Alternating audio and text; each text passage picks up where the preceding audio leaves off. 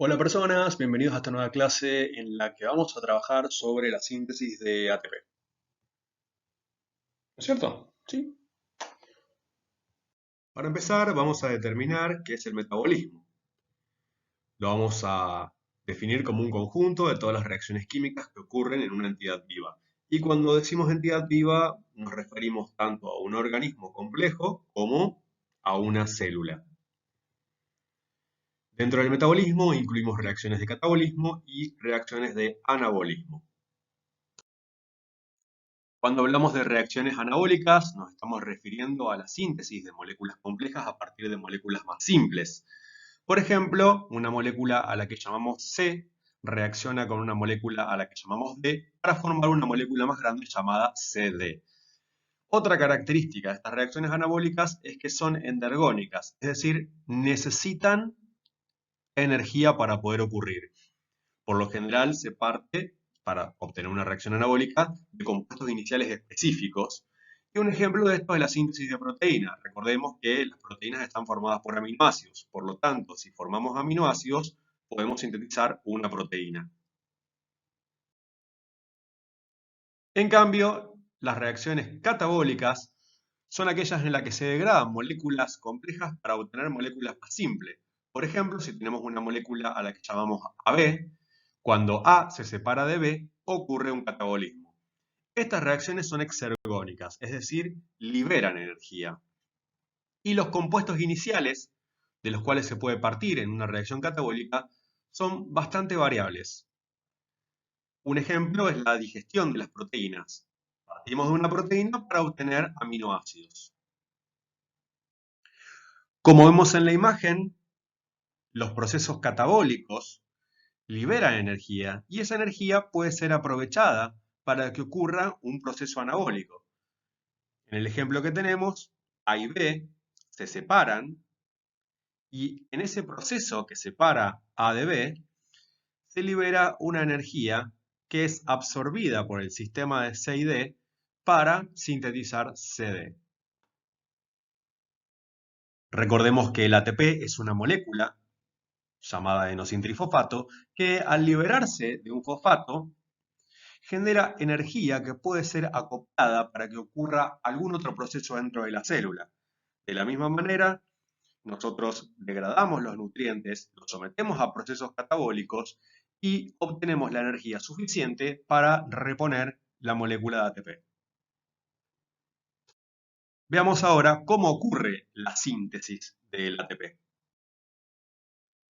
Lo primero que vamos a aclarar es que siempre vamos a partir de ADP y le vamos a agregar un fosfato. A este proceso le vamos a decir fosforilación. La fosforilación puede ocurrir tomando fosfatos de otros compuestos que no son ATP en condiciones anaeróbicas, es decir, sin presencia de oxígeno. Aunque también puede ocurrir en situaciones aeróbicas, con presencia obligatoria de oxígeno. A este proceso le vamos a llamar fosforilación oxidativa. En pantalla podemos ver la síntesis de ATP en anaerobiosis, uno de los procesos que hay, que es el sistema de fosfágenos.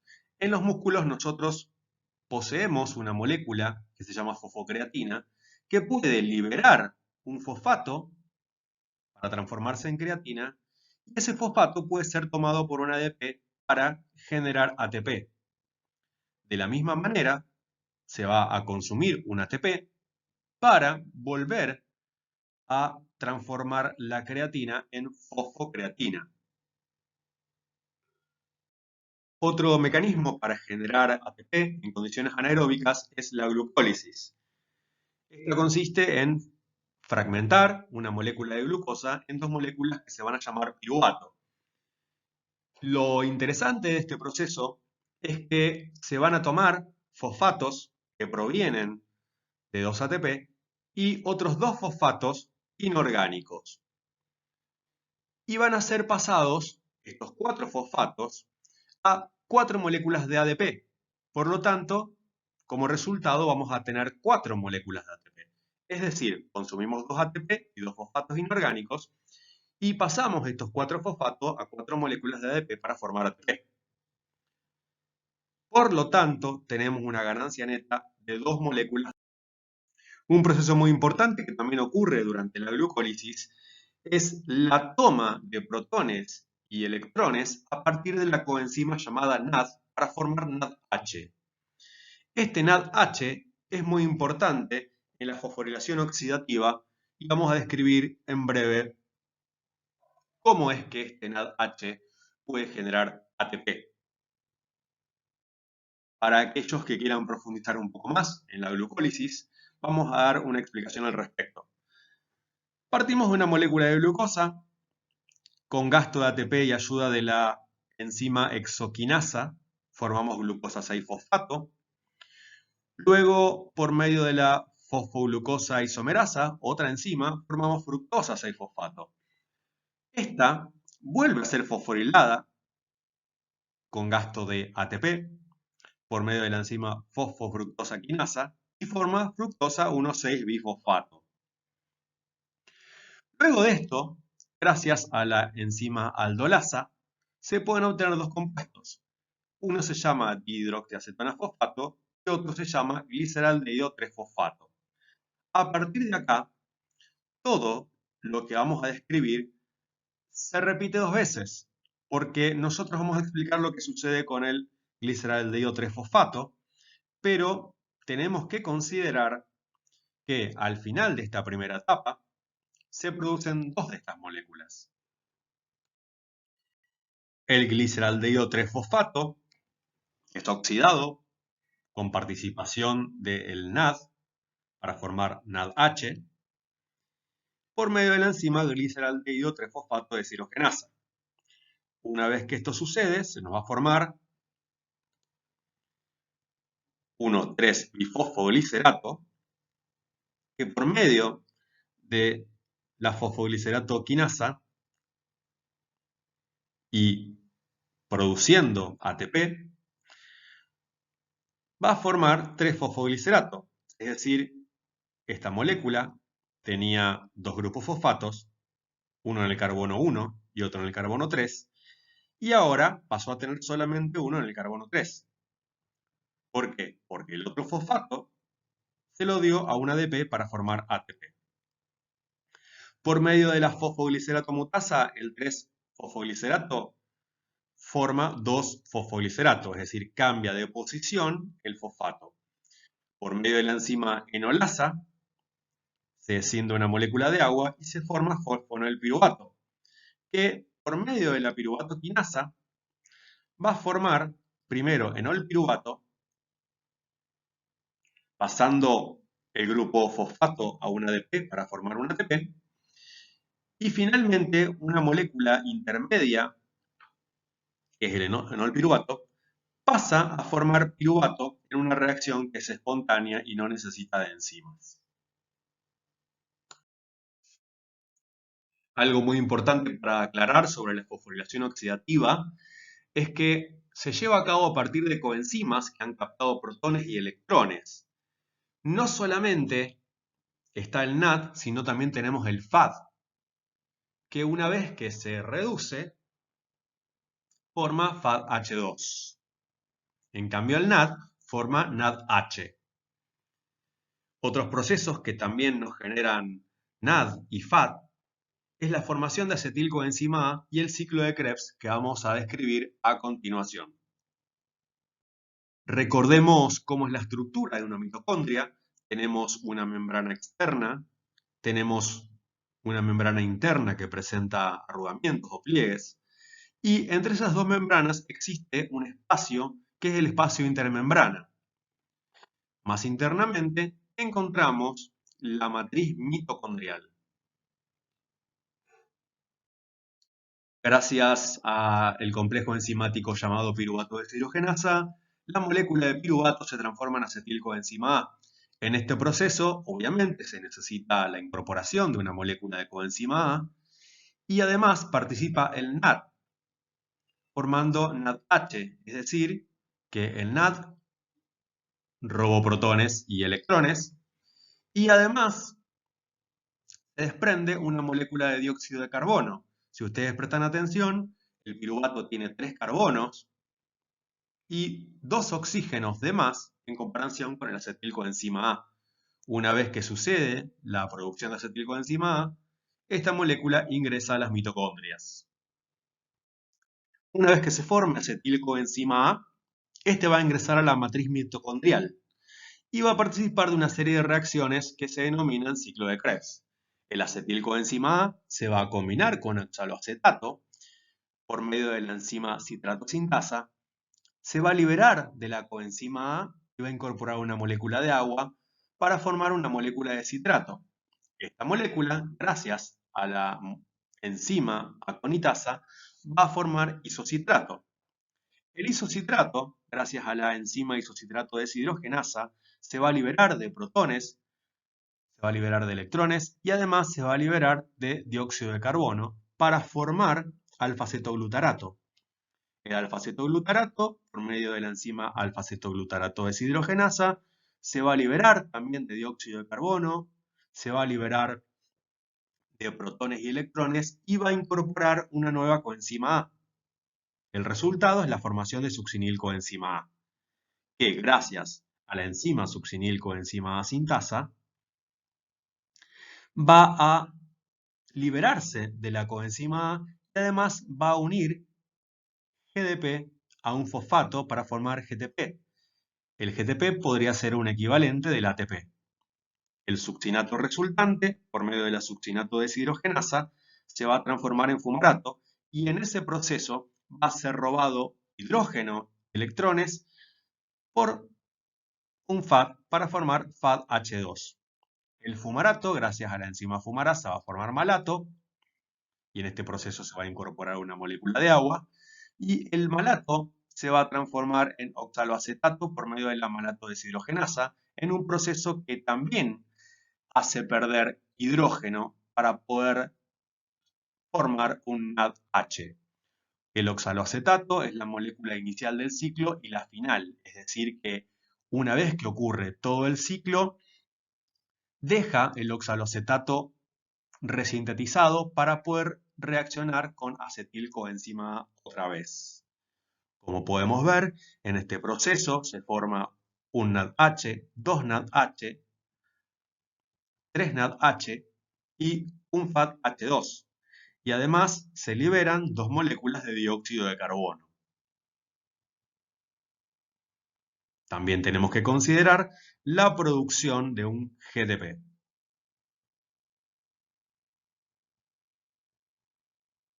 En síntesis, en cada vuelta del ciclo de Krebs se nos va a formar 3 NADH, un FADH2, se nos va a liberar dióxido de carbono, 2 moléculas de dióxido de carbono, y se nos va a formar una molécula de GTP.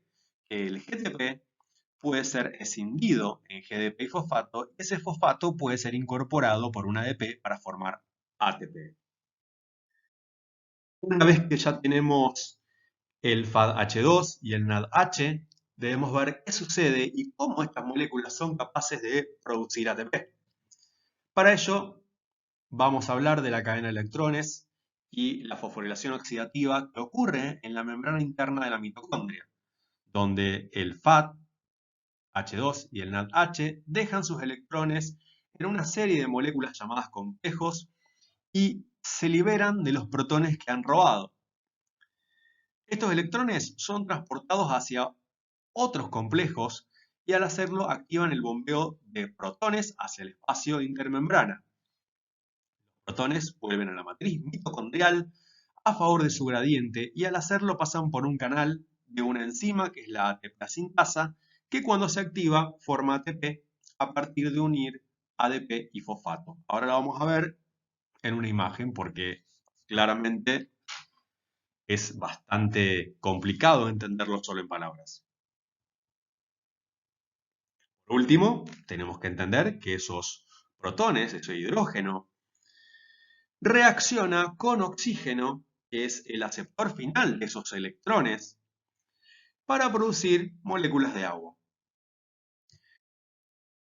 En la imagen podemos ver, por un lado, la membrana interna de la mitocondria, donde ocurre la cadena de electrones y la fosforilación oxidativa, vemos la membrana externa de la mitocondria, entre medio de ellas está el espacio intermembranal, y aquí vemos la matriz mitocondrial donde ocurre el ciclo de Krebs, que produce NADH y FADH2.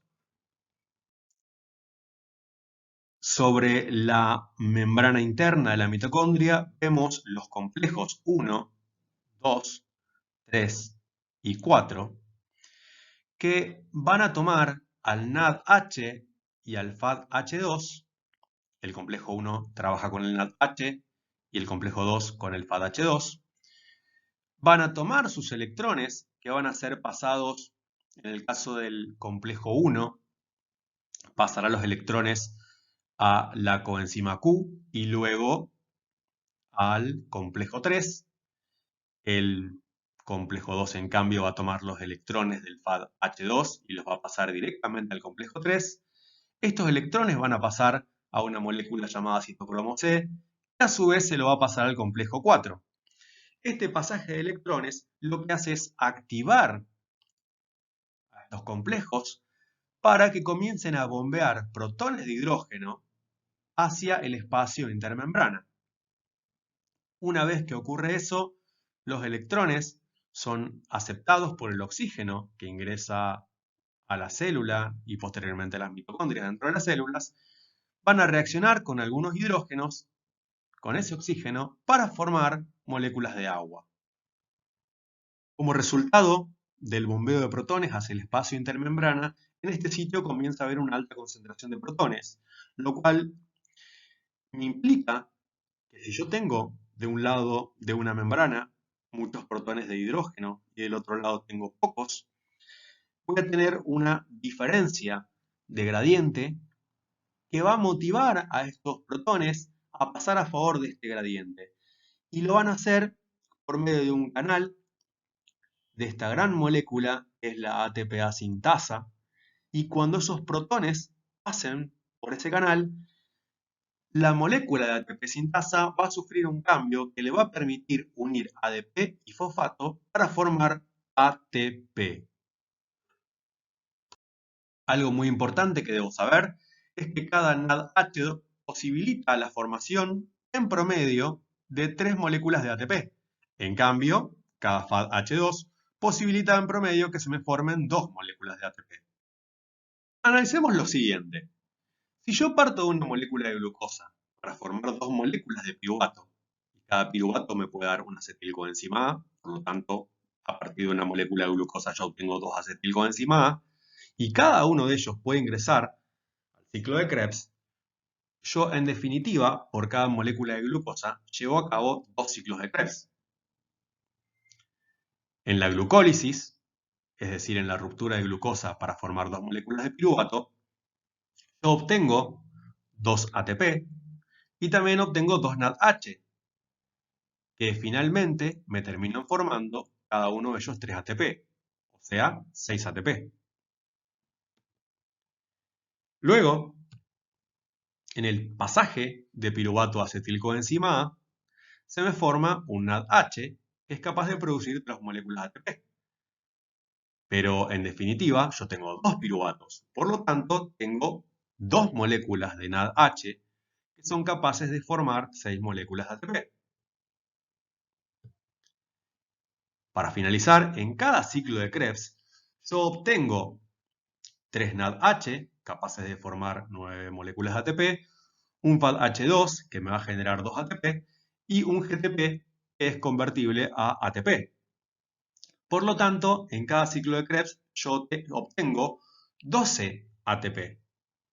Pero debo considerar también que por cada molécula de glucosa, yo puedo realizar 2 ciclos de Krebs. Por lo tanto, me da un total de 24 ATP. Entonces, ¿cuánto ATP se me forma por cada molécula de glucosa? Eso no se los voy a responder y le voy a dejar que lo calculen ustedes. También debo considerar que cada vez que una glucosa me da 2 piruvatos y cada uno de ellos se transforma en acetilcoenzima A, yo genero una molécula de dióxido de carbono. Pero en cada ciclo de Krebs genero 2 moléculas de dióxido de carbono. Esto me da un total de 6 moléculas de dióxido de carbono por cada molécula de glucosa. Para poder darle sentido a esta ecuación, tenemos que agregar coeficientes que nos permitan tener la misma cantidad de átomos de carbono, hidrógeno, oxígeno en los reactivos como en los productos. Y esto se logra ajustando la ecuación para darnos cuenta de que por cada molécula de glucosa yo necesito 6 moléculas de oxígeno y voy a obtener como resultado 6 moléculas de dióxido de carbono y 6 de agua. ¿Qué sucede con la glucosa que no se degrada hasta ingresar al ciclo de Krebs? Bueno, parte de esta puede ser almacenada como glucógeno, es decir, en el organismo, tanto en el hígado como en el músculo, las glucosas, las moléculas de glucosa se van a unir para formar una molécula más grande, de mayor complejidad, que es el glucógeno. A este proceso se le llama glucogenogénesis, es decir, origen del glucógeno. Cuando el organismo necesita de glucosa y no hay disponible en sangre, se va a proceder a la glucogenólisis, es decir, a la ruptura de esta molécula de glucógeno que mediante un proceso anabólico me va a formar moléculas de glucosa libre para ser usadas. Pero la glucosa no es la única fuente de energía dentro del cuerpo, porque ante determinadas condiciones fisiológicas, los triglicéridos o triacilgliceroles pueden degradarse formando glicerol y ácidos grasos. Ese glicerol puede ser transformado a piruvato y ese piruvato puede dar acetilcoenzima A e ingresar al ciclo de Krebs. Los ácidos grasos pueden ser sometidos a un proceso llamado beta-oxidación y dar varias moléculas de acetilcoenzima A que pueden ingresar también al ciclo de Krebs.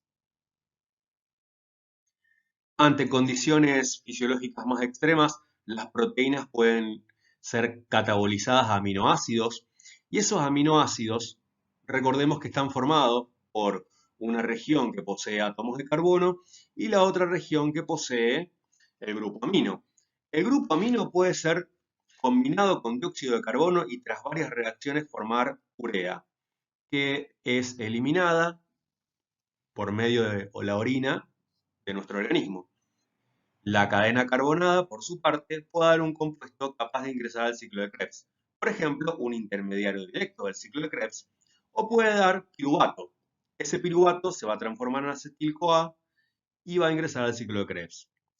Otras cadenas carbonadas, dependiendo del aminoácido que tengamos, puede ser transformado en acetil-CoA. Y ese acetil-CoA ingresar al ciclo de Krebs. Entonces, como acabamos de mencionar, el cuerpo humano, cuando disminuye la cantidad de glucosa en sangre, puede obtener energía a partir de otros compuestos, por ejemplo, los triglicéridos y las proteínas. Pero como siempre necesitamos tener algo de glucosa en sangre, nuestro organismo recurre a un proceso denominado gluconeogénesis. Neo significa nuevo, vendría a ser un nuevo origen para la glucosa, no partiendo de hidratos de carbono. Es decir, desde el piruvato que se pueden obtener desde el glicerol o desde la cadena carbonada, se puede obtener nuevas moléculas de glucosa. Personas, esto ha sido todo por esta clase. Nos vemos la próxima. Espero que les haya servido y hagan sus tareas. Chau, chau.